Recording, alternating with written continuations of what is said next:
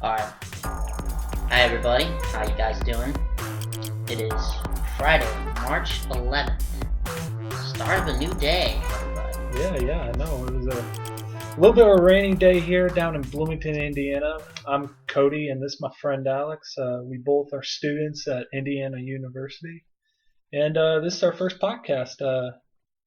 Gonna be here talking about the NBA and different subject matters that may be coming up as the playoffs approach. And it's nice to be meeting with you again. Yeah, dude. I always enjoy these. Conversations that we have. We have a bad habit of staying up super late and talking NBA. So yeah, we just decided to make it a podcast. It's kind of sleep depriving to a certain point too. But but totally worth it. Yeah, totally worth it. Yeah, it is totally worth it. We're big sports fans. We grew up sports fans throughout a lot of our younger for most of our younger lives. We grew up sports fans. We grew up watching NBA teams actually. And what's your background in sports, like the teams that you watched growing up and everything? Well, I'm from the New York area, but I had absolutely no interest in watching the New York Knicks. I mean, I was from upstate, so New York City wasn't really on my radar in the first place. They're kind of the enemy, if you want to call it. So does that mean you were a New Jersey Nets fan? Absolutely not. Absolutely not. You say that with such confidence. I like that. I'm a confident guy. Yeah, oh yeah. I can say that with complete confidence. Yeah. Oh yeah. I mean, especially for the Knicks. If you think about it, that's like what, in the 2000s, 10 straight years missing the playoffs. Oh, but God. I mean, it's not like they weren't a good team during that time. They had great players. Yeah, potential, yeah. You know what? You weren't a Knicks fan, so you said lifelong. Yeah, I mean, definitely when I was growing up before I moved to Indiana, I was a big follower of the Suns and Rockets and what they were accomplishing, especially in the mid 2000s.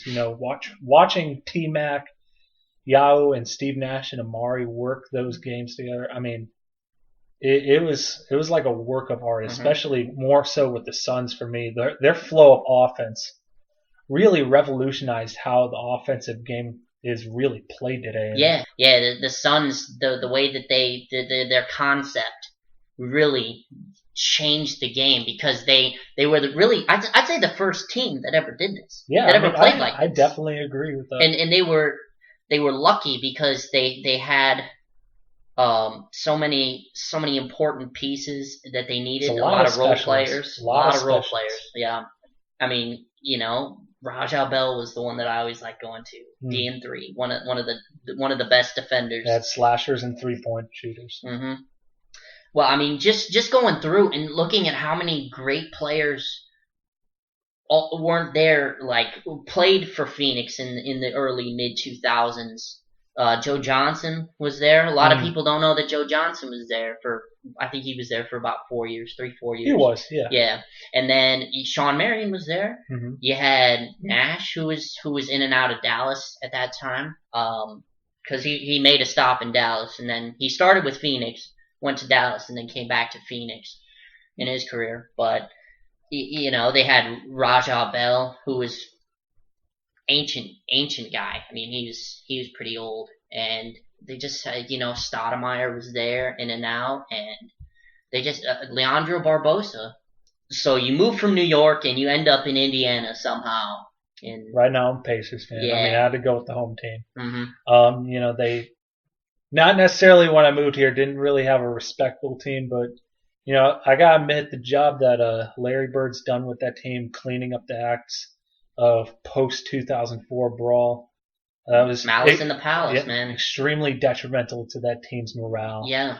And not only that, but the fan base as well just completely died. And I gotta say, Larry Bird bringing that fan base back, bringing new hope, especially at the turn of the 2010s when they finally picked up a potential superstar, and it was really they cemented their coaching staff with the acquiring of the signing of Frank Vogel. Yeah. They took a huge shot when they lost Carlisle, when they fired Rick Carlisle, coach of the year. I mean, this guy This guy was. If you guys don't get to watch a Dallas game, you should, because Rick Carlisle has coached that team into a playoff team. Honestly, Yeah. every single analyst that was on TV was saying, "Oh God, Dallas is going to win 15 games this season. Dirk Nowitzki's career is over." Like, and now they're a 7 seed in the playoffs, and until recently they were 3 or 4 seed. Like they were around the 4 seed at one point. Like, you can't ask for much better than that, man. They really turned a lot of eyes with away from some of the other big stories out there in the West. Definitely. But no, I feel like I totally get where you're coming from, because I was a lifelong Bulls fan, and growing up as a lifelong Bulls fan was hard. It was really, really hard. I mean, you're laughing. I know you're laughing about it, but it was just sickening to watch. The drafting was horrible. The GMing has not gotten better in 20 years. I mean, from Krause back to the day, we all hate Jerry Krause, if you couldn't tell. Us real Chicago fans know who Jerry Krause is and hate him because he ran out Jordan, Pippen, Rodman, Kerr, all in the same year. And we ended up with the number 1 overall pick the next season after winning 6 championships in the decade. We had one of the worst teams after a championship that there's ever been. We won maybe a total of 25 games.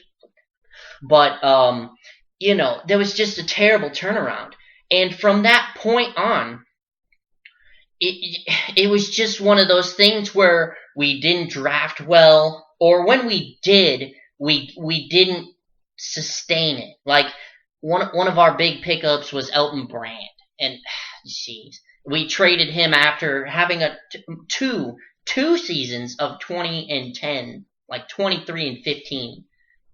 He's just ridiculous in his first couple years. Traded him to the Clippers. What do we get? What do we get in return for our Elton Brand investment? Nothing. It's definitely been hard as a Bulls fan, man. Fact correction on that turnaround. After that last championship season, which was in '98, they won in a lockout. Think about in a lockout close season, they won 13 games. Yeah. Out of 50. That honestly, that might have been the worst turnaround. 13 and 37. It would definitely be up there. I would assume so. I mean, we got lucky that there were 32 games short. But you got to think that they wouldn't have gotten more than 20 wins that season after getting 60. Definitely. The season before. So, I mean, it's been an up and down roller coaster with being a Bulls fan. So even currently, I would think so right now. I mean, they have all the personnel to win be more than a 500 team than they are currently. Yeah. I realize they've lost the toughness. That Coach Thibodeau brought to that team. They've lost the defensive edge that they used to have. But they still have great personnel to at least be a top 5 seed in the East. I mean, what is your opinion on what's going on with this team? They're by far I can name a couple other teams in which it's a complete mystery, where they've gone, whether, they've improved or a lot farther or way back. Honestly, but it's funny because it's the exact same problem that we had in the mid 2000s, where we had the personnel that was good enough. Now, honestly, to be fair, it's not the Bulls' fault. They've gotten really bad breaks. Honestly, some teams just have bad luck, and I feel like part of it's the Bulls. Like in 2003, when the Bulls drafted Jay Williams with the number 2 pick. Guy was supposed to change that. I mean, if you think about it, this was a Derrick Rose 5 years before Derrick Rose. Like he was as good as Derrick Rose. Jay Williams coming out of Duke, huge, big time scorer, Coach K product. This guy was revolutionary. The guy was gonna. He's coming from Coach K. He's gonna be ready for the NBA. The guy, honestly, he could have been as good as Kyrie Irving out of Duke. That was my comparison. Dude got on a motorcycle a couple nights after the draft, flipped it, and never played a game in the NBA. But I mean, I think about that, and I think about that makes sense with Philly, and that's a team that you know what? Let's just go into Philly now because that's a great lead into Philly. Now, a lot of people are really critical. Sam Hinkie was Especially the their GM. fans. Well, no, I think that the fans are great. The fans are as loyal as you can be, man. If you're going to be a Sixers fan, I've seen. I mean, but what do you people think? Still go and watch those I games. mean, what do you think of the people that have the nerve to go to those games and wear like a paper bag over? Oh, that's mostly Knicks. That was the Knicks last season. I mean, I've seen my fair share of Philadelphia 76ers fans doing the same thing, though. But you got to think where they're at right now. I'd say out of the bottom tier teams, they have, for how bad their offense is, and believe me, it is atrocious. They for pretty much every assist they get, they turn it over on the next possession. Yeah. I mean, their assist to turnover ratios about atrocious. So it's legendary low. Their defensive potential is about as good as any of the lower tier teams is. Mm-hmm. And a lot of that, I mean, you can think about it, but their coach has really put them in Brett a great Brown. Yeah, he's put them in a great position for the next few years. They've got to develop talent big time, but a lot of their players are extremely young. Still got to develop on both ends of the floor, but their potential is unreal, though. Brett Brown is my favorite coach in the NBA. And you see what happens to coaches in bad teams. Brett Brown has never been fired. In fact, he signed a 3-year extension this last year. Seems crazy. Oh, I mean, maybe not, though. If you look at the record alone, you say, what has this guy done to deserve a record like that? Yeah. But how much faith do you have to have? Look at Phoenix. They fired everybody. They literally cleared house on their coaching staff this year. Hornacek is gone. They demoted 2 of their assistant coaches back, and they promoted Earl Watson to the head coaching spot. He was probably 3rd or 4th in line in the assistant. You're coach talking spot. about Utah Earl Watson? Oh yeah. Oh my God. Mr. 39-year-old interim coach Earl Watson, former point guard. Oh gosh, Throw it back. He's always been one of those guys that even. He's only been gone a couple of years. Yeah, I was gonna say. I mean, he's one of those guys like. He was in his 20s, but he looks like he's freaking 50 years old, though. Yeah. Oh, God. He's his face is probably as bad as it can get for anybody. That last season in Portland, he really didn't play. I mean, he's the backup's backup. But, Getting back to the Sixers, though. Oh, yeah, of course. But Brett Brown is my favorite coach. And he gets those guys to play as hard as I've ever seen. But I know it's not his fault. And honestly, I don't think it's the GM's fault. I'm going to say something crazy. I don't think it's Sam Hinkie's fault why they're here like this. This was the last place that they thought 4 years ago that they were going to be. Especially with the team that beat the Bulls. If you recall that. I mean, there was to be fair, there was a lot of injuries. They didn't win the next series after that. That's true. Joakim Noah and Derrick Rose went down in back-to-back games. They both were out, and that was it for the Bulls. They needed that defense. They needed Derrick Rose, MVP Derrick Rose, 25 and 10 assists or something like that. Something like that. They were unbelievable numbers, really. But honestly, if you look at just the trail of events, now let's put it back to 2012 here. Mm-hmm. 4 years ago, this was the big trade that was going to make it. Andrew Bynum comes over. This was the huge 3-team trade. I think it was a 4-team trade because if you remember, they sent Andre Iguodala to the Nuggets in that trade. Yeah. They send Andre Iguodala there, and Denver gets draft picks, I think, too, because they send Aflalo over to Orlando. Who's the Lakers getting? Dwight Howard. That is true. They got Dwight Howard. I forgot that was a 4-team trade. Mm-hmm. I forgot both Orlando and LA. Sent Dwight Howard. I figured with Bynum in there, LA had to be involved, or unless they just flat out released. Yeah. I mean, I wouldn't blame him. I mean, he proved his point perfect To, in to, NBA. to That be is a complete yeah, bump. to be fair, Bynum was the future. He was going to be the next dominant big man. He was going to in the East, where there are no when Dwight Howard goes over to the West, there are no comparable bigs in the East at this time. He was going to be that guy. He was going to be. He could have been as good as Dwight Howard is in Houston now. I can. If you think about it, young. He's a much bigger body than Dwight Howard is. 285 pounds. He's a thick body. That was the trade that was gonna. And let me just lay out all the pieces to this trade. They sent Andre Iguodala to the Nuggets. Orlando gets a pair of draft picks. I think they get a couple first round picks. They were lower tier first round picks. I think from Denver, and they get Aaron Aflalo. Mm-hmm. Aaron Aflalo comes over from Denver that season. They get Nikola Vucevic, one of my favorite players in the league right now. I got his jersey sitting right here. Yeah, I was about to say, this fanboy's got his jersey. Hey. He's got some of the best post moves in the game of basketball today, right now.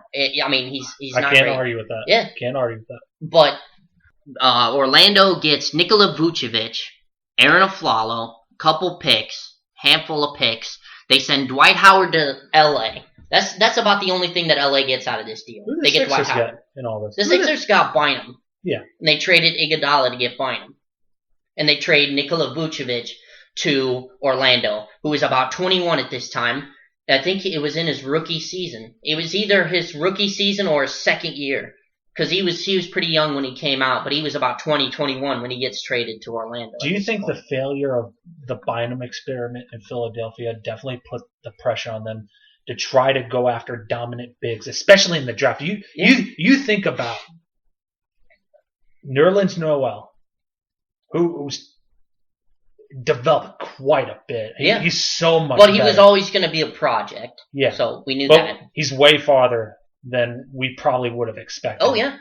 How many years been in the league, too? I think this is his second year? Yeah. Third year on a team, but second year playing. Yeah, because with the ACL. He took the entire season, yeah. And you think about how dominant, even as a rookie, well, and then that team's front line is stacked, especially in that starting unit.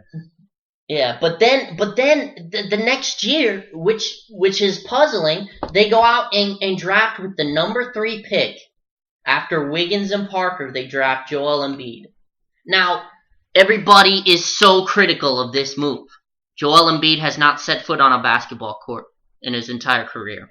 Do you think at this point for Embiid, to make a case for him, do you think, I realize that he's had injury setbacks, but it doesn't seem like he has any urge to want to come back at all. He was never there. So, I mean, it's hard to say he was coming back. It doesn't seem like he wants to put in the effort to come back. Yeah. That's I don't blame him. He'd be coming into a pretty bad situation, but he would be getting, starter level minutes. He'd get the time to develop, which is what I don't understand is like, why isn't he not putting in the effort? If I were the Sixers at this point, I would just forget about him. Well, that's kind of hard to do. That's kind of hard to do when you remember how much they had to give up for this guy. That's true. If you remember, they left Elfrid Payton on the table. The point guard that is going to be that's Orlando's future point guard. I can't even remember half the players that were in that draft. It wasn't a great draft after those top 3. But to the Sixers' credit, Embiid, if he set foot on a basketball court, imagine a physical, know what to do person like imagine JaVale McGee, but with JaVale McGee on Denver, rookie or coach of the year George Karl year. Beast JaVale McGee. Yeah, beast. About 2.5 shot blocks a game for JaVale McGee that season. Place with that. Oh, a double machine. He led that defense to the playoffs. Starters minutes. Exactly. But imagine a JaVale McGee that doesn't do stupid stuff. That doesn't look like a clown. Could you say? I don't. Just because he hasn't played in the NBA, to be honest, that That draft was just so bad. I honestly did not pay attention all that much that year. Yeah. But to be fair, would you say he's almost the Greg Oden of that draft? Well, yeah, I'd say I couldn't think of anybody else that would have been. But I mean, I wouldn't say that the draft was bad. I'd say because Wiggins and Parker. Hmm. Wiggins, well, you know what? Wiggins is really impressing me with his numbers, and he's doing it quietly. Yeah. That's the impressive part, is how quiet he's doing it. I mean, you're not going to get much attention on And, that. and you know what, but Jabari Parker, in a odd position for him because of how they play him and the way in which he is played, because they play three small forwards in their lineup. He's still looking good. He's actually he was more of a defensive player coming out, and that ACL really hurt. That really hurt his timetable for everything. So he was set back quite a bit from from where he should be. But I mean, when you have those two guys, and those two guys are 20 years old now, they're just getting better. They are. Honestly, Embiid's still not that old. And to put it into perspective, he was about 275 pounds, 7 foot 275. Dominant center coming out of college. This is the obvious pick. It was a bit like Oden. Going back to the 76ers subject, where do you see him, especially if they keep their draft picks? Where do you see him in these next 5 years? Personally, I think there's nowhere but up. I mean, there has to be. Yeah. I mean, there's got to be a dipping point at some point. You have to. I think they've hit lowest. that. I think that they're playing extremely hard for how bad they are. Yeah. I mean, it's a different situation because you see in Phoenix how this detrimental chemistry has just ruined this team. Bledsoe and Knight reportedly hate each other. They hate each other. They didn't respect Hornacek. Markieff Morris was just destroying the chemistry on that team. That nobody's happier that he's gone. And they have no youth. So I mean that team has a lot of work to do. And they cleared house on a lot of their talent to try to push for Aldridge, and when it backfired, they had no alternative. They had no backup plan. And they ended up trading Morris for chump change, basically. Yeah. Humphreys, they waived him, and they waived, I think, who was the other guy? DeJuan Blair, I think, was the other guy in that deal. Nobody else knows that. They waived him too. I mean, even with the 76ers, though, for a team that seems like there's a lot of players come and go, they seem to have a little bit of chemistry. I mean, definitely not offensive, but they still play together better than a lot of these bottom tier teams. I mean, I'll give the respect to the Lakers lately. I mean, but the Lakers are still the Lakers. We were watching the Lakers game just recently. Yeah. Yeah. I mean, they were holding up with the Cavs. It's fun to watch. It was fun to watch, actually. I mean, which is something you haven't heard about the Lakers in 4 years. Yeah. I mean, definitely surprising. But I think in the next 5 years, if they do draft well, I think they definitely do contend for a playoff spot, especially with how good it seems like Okafor is going to be. And if they're able to develop if they're able to develop their guard play to cut down on those turnovers, I love Ish Smith, man. Kid's young. He's really good, really good. Yeah. And he's loading up on fantasy too. Let me lay it out for you. So from the reports that I've heard, from inside the Sixers organization, they're going to make a move to bring over the best European, like the best international player playing in the game of basketball right now, Dario Saric, the 6'10" small forward, the European. I mean, this kid's big deal. I mean, I thought Hazonia looked good out of that. This kid's supposed to be better than Hazonia. Like, Dario Saric is the real deal. He was drafted, I think, originally by Houston and thrown in a last-second deal or something like that. But, man, apparently from what I hear, this kid's very good. And then they have, I think, 5 other first-round picks in this draft. They have a top 3 protected because we know that they're gonna compete for the number 1 overall pick. if the Lakers fall out of the top 3, they get that pick wherever it lands. They get that pick 4 through 30 in the first round, and that also carries over to next year too. In the next 2 seasons, if the Lakers make it out of the top 4 or the top 3 in the lottery, the Sixers get that pick. Do you think at this point, and then they have a top 7 protected from, I think, who was it? Was it? It might be a Brooklyn pick or something like that in the Thad Young deal. No, that wouldn't be right. It could be. Yeah, no, because Thad Young was traded to Minnesota first. I remember that. Yeah, but I mean, yeah, we could actually, because I forgot to go over this stuff. Drew Holiday was sent over in the Noel deal to the Pelicans, so they cleared him out. Jason Richardson just deteriorated over time. This is their entire starting lineup. Then they had Evan Turner, traded him with Bynum to Cleveland, I think. Wasn't he? No. They were traded to Indiana. Pacers, that's right. Then they dumped him right after that horrible playoff run. I mean, they had a good playoff run, but they were not the same Pacers as the year before. And then Elton Brand retires. Or I don't think he didn't retire. I think he went to Atlanta after that. Yeah, and then he just kind of bounced around the league. And dude's old now. They signed him back in, and I'm guessing that in the next year or 2, he's going to have a front office job somewhere. He's going to be involved. That's why they brought him in. So you got rid of him. Thaddeus Young you trade to Minnesota in that deal. And then that ends up getting Kevin Garnett from Brooklyn to Minnesota, where he is now, and that's where Thad Young ended up in Brooklyn. And then they trade Spencer Hawes away to Cleveland for, I think, Henry Sims and another second-round pick, a couple picks. It was kind of a low deal. Low-key move. Yeah, definitely. And then they trade Michael Carter-Williams to Milwaukee. Just last season, about halfway through, I think. Just before the halfway mark. Do you think they should have kept him personally? No, because honestly, he's going to be out the rest of the season. He wasn't even starting. He wasn't in the starting lineup. They were starting O.J. Mayo with these guys.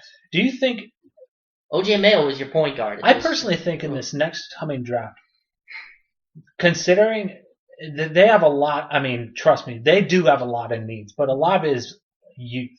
If you truly think about it, a lot of youth and experience. And I trust Brett Brown. Those players love him, man. Those players really do. They love him. They play hard for him. I think personally that in this upcoming draft, you have to go after a guard. Oh, I think that's why I don't want them to go after Ben Simmons. I want them to go get that kid from Duke. I think with this 76ers team, the future is definitely bright. You know, they have a great coach. Players really like. And speaking of coaches, I think it's time to end this Coach of the Year debate once and for all. All right, yeah. I think I think there's a couple of candidates you can go with. You have Brad Stevens, the Boston Celtics. We both admire Brad Stevens. He's the smartest coach in the NBA.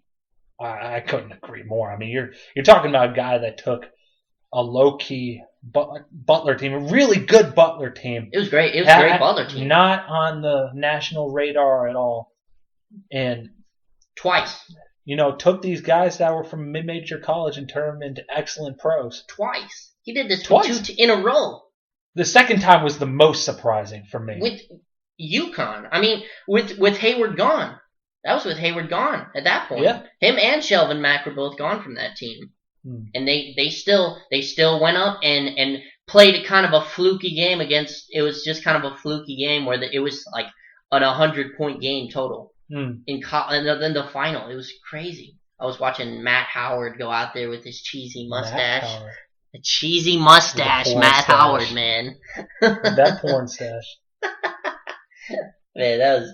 But I think you also have to consider a couple other coaches. Terry Scott's the Blazers. I love Terry Stotts. Where did they come from? I don't think anybody at the beginning of the season thought, were they a 7 seed in the West right now? Yeah. I expect them to be a bottom. Oh, and they're still moving up. Yeah. I mean, you talk about their guard play is second to none. Fantastic. Well, I'd say it's just behind Steph and Clay. Yeah, I mean, it's really close. It's as good.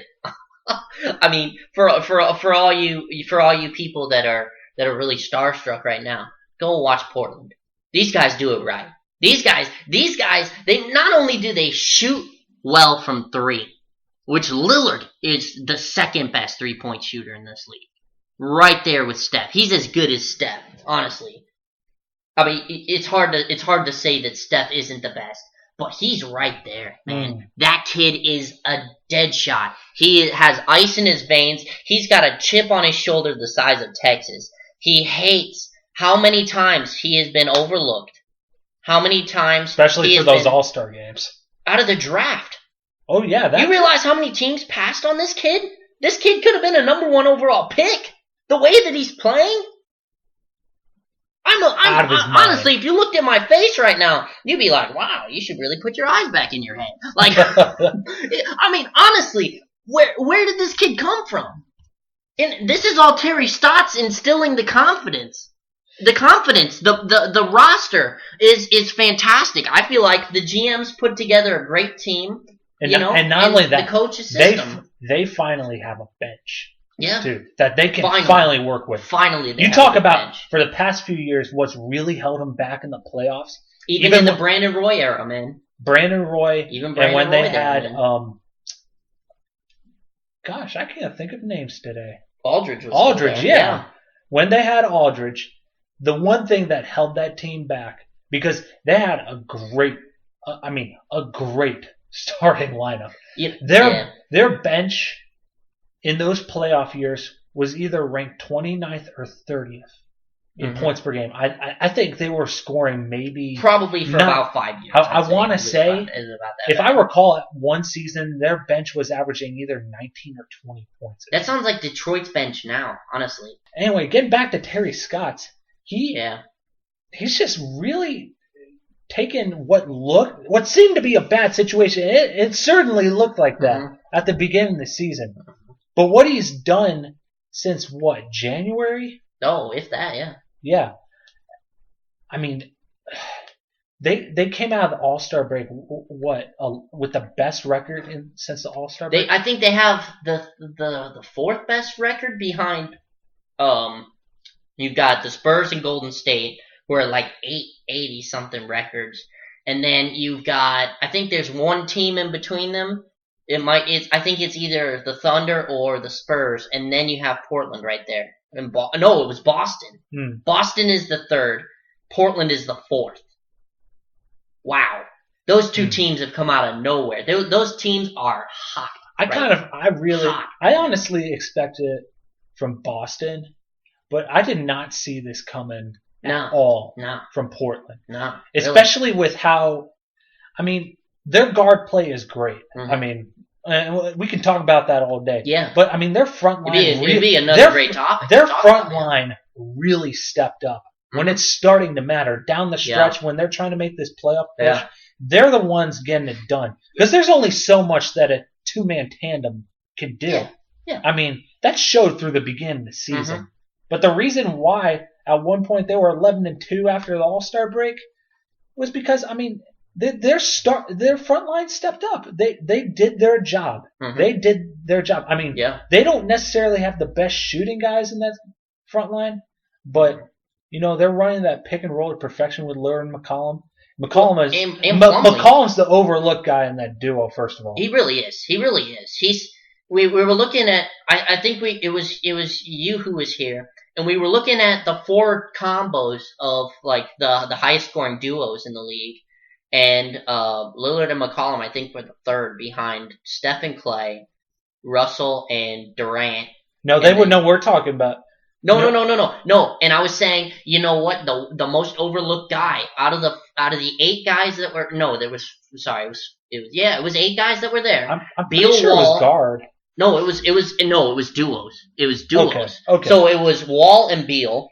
You had Durant and Westbrook. DeRozan and Lowry. Which are actually third or fourth in the league. Yeah, which they're right there. crazy Man. to think about. Yeah, they really. And I would say fun to Lowry watch is guys. not Lowry. DeRozan is the most overlooked guy on that Well, list. no, I'd say DeMar DeRozan's the best overall scorer out of all the guys on that list. He's that one guy that can actually But, post up as a guard. No, we were looking at the guards because Durant and Westbrook weren't on that list. But I said, you know what? The most overlooked guy on this list is C.J. McCollum. He is. The most overlooked. He's getting it done. Kid out of Lehigh, he did everything for that team. Yeah. And I think that's an underrated stat. That's something that you can't scout. It's something that you can't learn at a big school when you're a specialist, when you specialize on a good team. And you're not even to mention like high quality players. Because if you typically when you're picking from these like mid majors, you're kind of just reaching into like a bag with a blindfold on. You don't know necessarily what you're getting. Yeah. Mainly because of the competition level they're playing in these conferences. But you're talking about a couple of 4-year guys on that team really matured. It came in mature and have gotten even better as players, but also as people off the court. But I think the limit for that team is sky high right now, and it's all because of Terry Stotts. It really is. He instills confidence. He instilled confidence in McCollum and trusted him to start when they turned over his Rockets last season. His number skyrocketed. Honestly, comparably how he didn't win Most Improved last season blows me away. Honestly, I definitely say he's up there this year. You know what the crazy part is? It's going to be him and Isaiah Thomas, and I think Isaiah Thomas is going to win it just because he's playing at another level. And his team's level. Look who else we're talking about. We're talking about the Celtics. It's just crazy. But all right, so I think you could even make another case though for one more coach. I know you don't necessarily like him, but coach of Detroit, Stan Van Gundy, what he's done. Oh no! I disagree. I've always had I was a bit more. I'd say a bit more of a Jeff Van Gundy fan, which is. I know you're laughing at me, but more of an announcer wise, I just never. Stan Van Gundy was kind of an anomaly, really. I mean, he had success, but then he had off. Like there was on and then there was off with Van Gundy, and I don't know at that time how much Doc Rivers played a role in Van Gundy's career in Orlando, or because Doc Rivers was an assistant coach under Van Gundy in Orlando, and. When he went and got his break in Boston, where did that leave him? And he got fired from Orlando, and it was just a mess. I mean, with who they have, considering their bench is just awful. To put it frankly, it's just awful. Yeah, it is. But if you think about it, he just seems like the perfect coach to work with Andre Drummond, though. He worked with Howard in Orlando. Yeah, we saw how that worked out. Yeah, but, he got him fired. But Drummond, well, that's debatable. He got him fired. My personal. He got no. I was making a joke about that. That's debatable. He got him fired. But no. But I just that's my only question is. How much team development has there been? That's the biggest thing that you have to look at as a coach. But do they have how the much personnel? Team development? You think about that bench. Well, I'm thinking, do they have the personnel though? In one regard, they do have all right play. I love Stanley Johnson. Their starting lineup is pretty solid. Stanley Johnson's great. I love Reggie Jackson. I love the acquisition of Tobias Harris. He's going to add some versatility coming off the bench. I love Marcus Morris. Came over from the Phoenix Suns. He's playing with a lot of confidence. He's playing with a lot of confidence, shooting the 3-ball at a really good clip. And you got Drummond. I mean, but Drummond's putting up historical numbers. These are back to Wilt Chamberlain numbers. I mean, for a kid that's 20 years old, putting up Drummond, like Wilt Chamberlain numbers. I mean, does that not mean anything? I mean, last I checked, isn't he leading the league in double-doubles currently, too? He's got like 60. That's crazy. He's got like 50 or 60 at this point. The person who won double-doubles last year had like 45. Pau Gasol and Nikola Vucevic tied. And I think Pau Gasol had one more than Vucevic by the time the season ended. And they were in the 40s. Drummond's already on his way to 60, if he's not there already. I definitely say for anybody listening to this, if you want to see how rebounding is supposed to be done, whether you're big On or both small, ends. yeah, Both exactly, ends of the on both floor. ends, watch Drummond.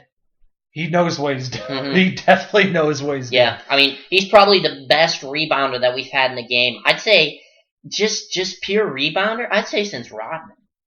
Do you think Stan Van Gundy, do you think he is a good fit as a coach for that team though? If they surround if they decide to surround Drummond with shooters, considering They have already. I mean that's where they're going from. Yeah, even further though. Mm-hmm. Because he's definitely one of those guys that if he even furthers his post game, which he's already done a little bit this season, if he furthers it even more, and they get those shooters, I mean, you're almost looking at a mirror image of Orlando. Yeah, to it. And not just with the shooting, but with the type of personnel that they have too. Like they have a Ryan Anderson-esque kind of player. They've got a great scoring point guard. I mean, imagine if they're able to pick him up. Mm-hmm. That's a scary team. Yeah. Man. Well, I honestly I don't think they need him. I love Tobias Harris, man. He's a young kid. He was he was underrated. Sorry, for a lot of his time in Orlando, and he's improved dramatically. And even with down numbers this year. Yeah, I mean his numbers have been down. That's why he ended up getting traded in the first place. They loved him, but you know what? He was taking up the spot. They wanted to put a real 4 in there.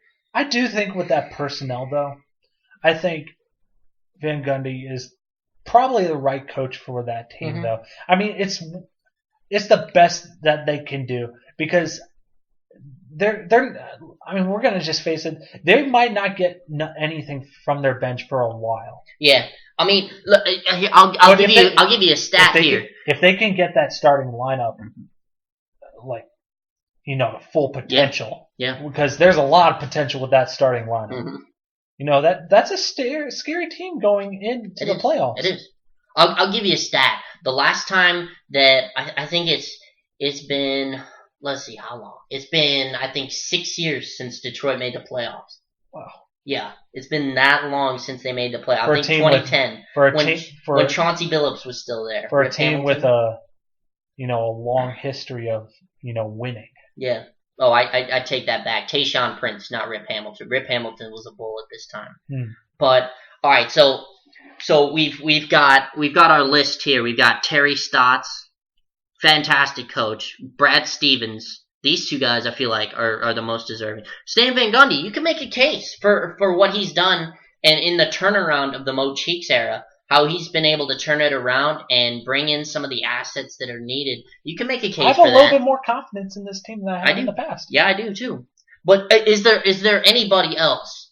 And I guess I'm kind of baiting him on this one to take the fall here. But I honestly, I would have said for Orlando Magic, you could have made a case for him if they until January. Until January, yeah. I don't know. They won 2 games in January. I don't know what happened. Young team. Yeah.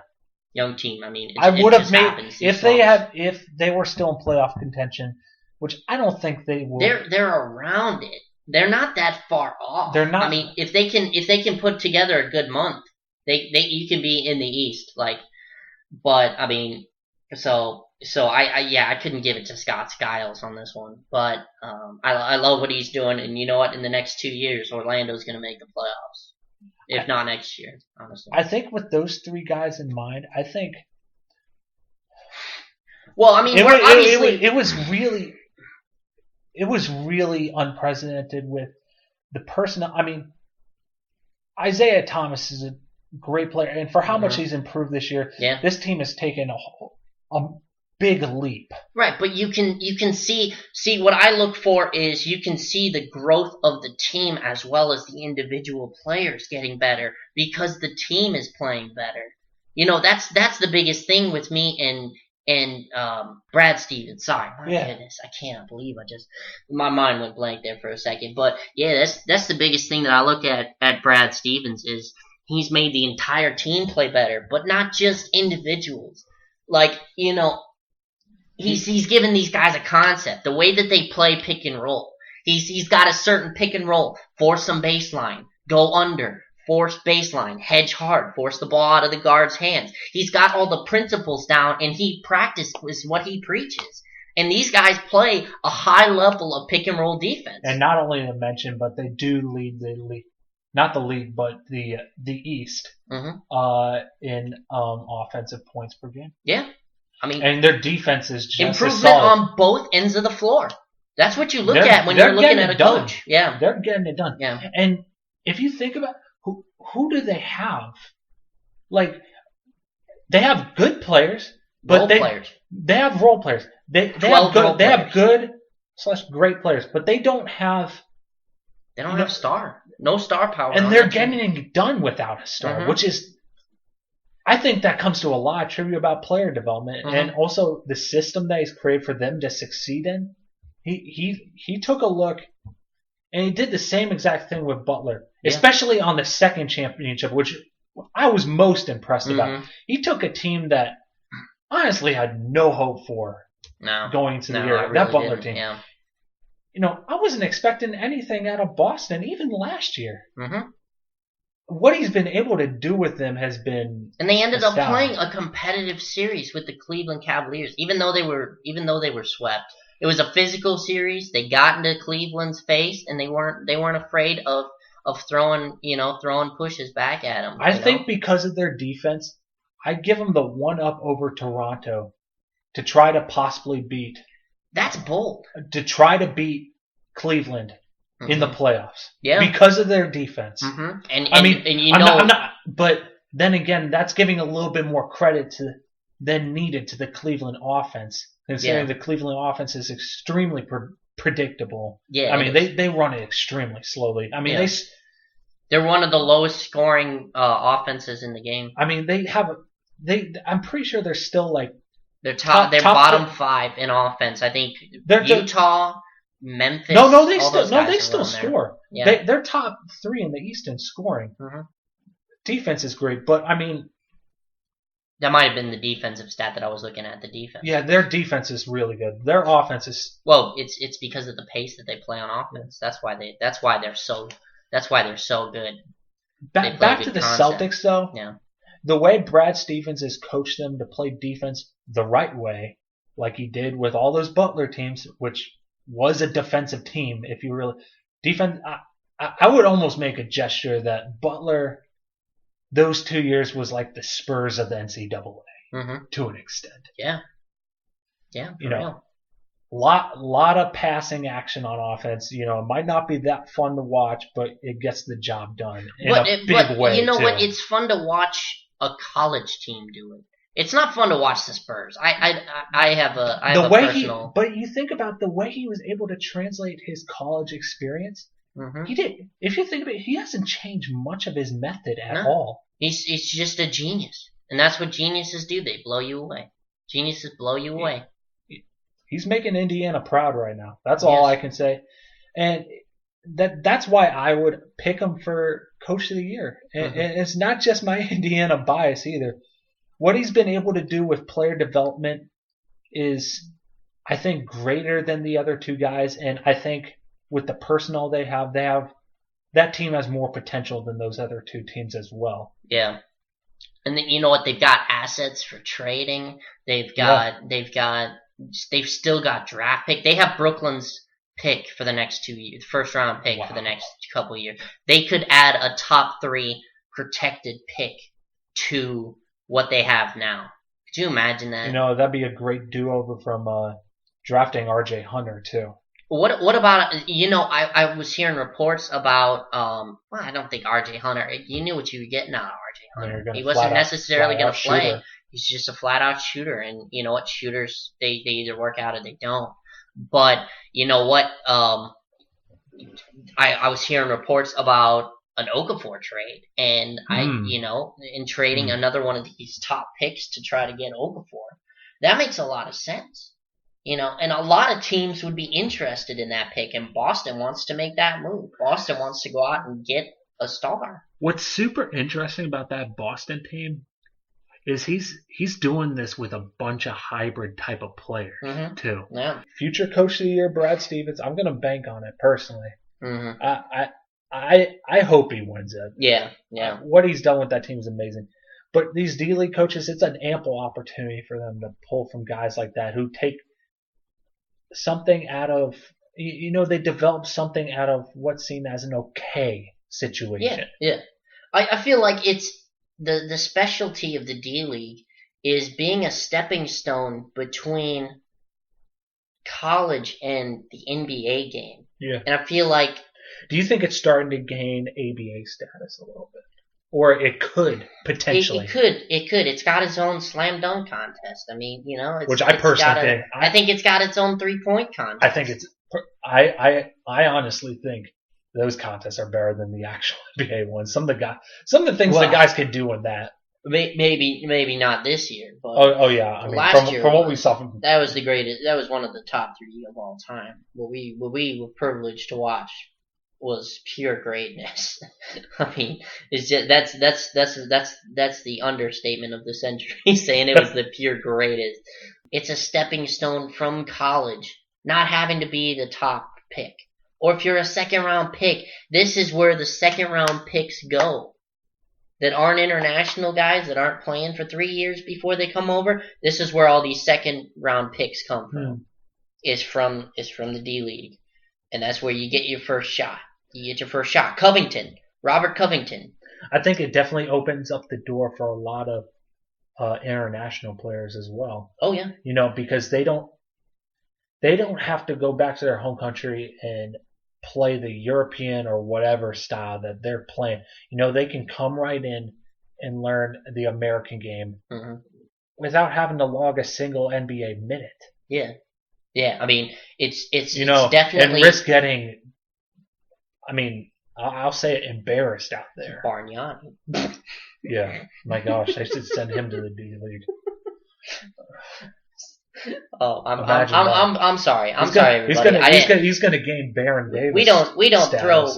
throw cheap shots here at the Case for Pace studio. Oh, but we do. But we do sometimes. For first overall picks, there's an exception, and Bargnani is a first overall pick. Therefore, we roast him. Yes. I don't know how you're supposed to recover from a Bargnani incident. I don't think you can. I don't think you can either. Possible playoff surprises. All right, so that's how we'll wrap it up here. Possible playoff surprises. You know what? A team that we've mentioned quite a bit. I think Portland. Portland could upset somebody. That's very bold. Look. Here's the thing. They have some of the best home court in the league. Oh, yeah, I'm not denying that. They have the best home court. And when you have big-time players that make big, clutch shots, like Lillard, like McCollum. Dropping dimes, Lillard. Think about that. If you can play close enough and steal one game where you have a shot to win it, you play close enough to where you have a shot to win it at the game with Lillard. Like, remember with that Houston shot. If they can get a higher seed, they definitely match up better with a team like the Clippers. No, I think they match up. I think they could upset Oklahoma City. I was going to say either or. Well, especially with the way OKC is playing of late. But they match up well with Oklahoma City. There's nobody on that team that can guard McCollum. No. Nobody on that team can guard McCollum. You watch year after year how Oladipo puts up 40 on the Thunder. They play the exact same way. They're that combo guard system. Yeah, they can't guard. They put the ball down on the floor. They're both really athletic two guards, and they can't match up with athletic two guards. They could very easily get beat, and nobody can stop Damian Lillard. Steph Curry couldn't stop Damian Lillard. No. Damian Lillard can stop Damian Lillard. That's the only guy, and that man is too motivated. And I tell you, he alone, and those physical bigs will fight with the other bigs on Oklahoma City. It could be a nit-grit series. I think that's where they're going to fail. I think in the East, if we're being realistic here, every team under the top 3 is really similar. I'd say that there really isn't a clear-cut team. I think Miami gets upset. Miami, I don't. It depends on how healthy Miami is and what system they're playing. How does Bosch coming back? How does that influence this team? How do they play? Do they play 5 out and run, or do they want to play grind ball with Bosch and Whiteside in there? The thing is, when they're playing grind ball, there have been stretches in this point in the season they haven't even gotten above 90 points. I know. It's. I think they should play quick. They should keep bringing Whiteside off the bench. Plug Bosch into the starting lineup. Have him with Joe Johnson, Dang, Wade, and Goran Dragic. You got a great team there. Do you think they need a more guard-focused defense that just leads it into Whiteside? No, I think they're doing a good job of that. But you can't argue with 4 blocks a game. They need to speed up the defense instead of playing this grinded-out style. No, but they don't play. They don't play that because they play 4 in and 1 or 4 out and 1 in with Whiteside on the floor, and Whiteside's your main shot blocker. Yeah. I mean, they play small and they do a great job of playing small. Luol Deng is all credit to him, man. He's resurrected his career. He's had 2 or 3 really bad years for him. Yeah. You know what, man? I could see the Heat beating anybody else if you looked on anybody else. I'd say they could potentially give Toronto a run for their money. I think it would be could you imagine them in Boston playing? That would be a fun series. That would be a fun series. I'd love to watch that. Avery Bradley and Dwayne Wade going at it. That'd be a great series. Wayne Wade and Avery Bradley going at it. This is grind skitball, as I like to call it. That's your vocabulary term of the day. Grind skitball. I'm still gonna go with my prediction that I made earlier. I still think we're going to see a Boston-Cleveland conference final. Potentially. And it will go to 6 or 7. I don't know. Don't sleep on. I'm not going to sleep on Toronto. Don't sleep on Toronto. I think out of those two, out of Boston and Toronto, I think they're the most upset prone. I don't think the East is who comes out of the East is as clear cut as it was in the past few years. We always knew it's going to be LeBron's team. It's going to be LeBron's team. No matter what team. This year, there's so much parity, even in both the East and the West. Yeah. The West is very top-heavy. Yeah, it is. It's going to be one of those 3 teams that's coming out. You're ultimately taking Golden State. I'm going to say Golden State. I'm ultimately taking Golden State. Okay. But you're going to take Golden State versus some field team, especially if Cleveland ends up playing more than one grinding team. It just depends. Yeah, it depends if they play more than one grinding team. If the playoffs started today, I take the field. That's fair. Yeah. I take the field. Now, if somebody like Detroit or Washington gets that 8th seed, I don't. I say that if the seeding changes around, it's a different story. Cleveland will probably run the table. Yeah. Especially if they have to play Washington in the first round. Yeah, Washington always has problems. LeBron has Washington's number in the playoffs. Yeah. But, yeah, all right. So, thanks for watching, everybody. Or listening, I suppose. It'd be listening. Yeah, you can't really watch this. But, yeah, we appreciate it. And, you know what? We'll be back we'll try to be back here pretty soon to give you guys some more content. So we really appreciate it, and thank you guys. Hopefully, you like us, and if you guys want to hear more, just let us know. So thank you guys. We'll be posting on different media outlets, and we hope for your feedback. If you got any comments on whether we should actually try to format stuff, but this is more just like an unscripted thing from the beginning. But if you want us to actually script some things, or you guys want to ask questions, just let us know. Yeah. But we'll be back for another podcast pretty soon, and we hope for your feedback. Thank you. We love you guys' feedback, and we're not going to be perfect, so you guys help us be perfect. Yeah. So thank you guys. Yeah. Have a good night, guys.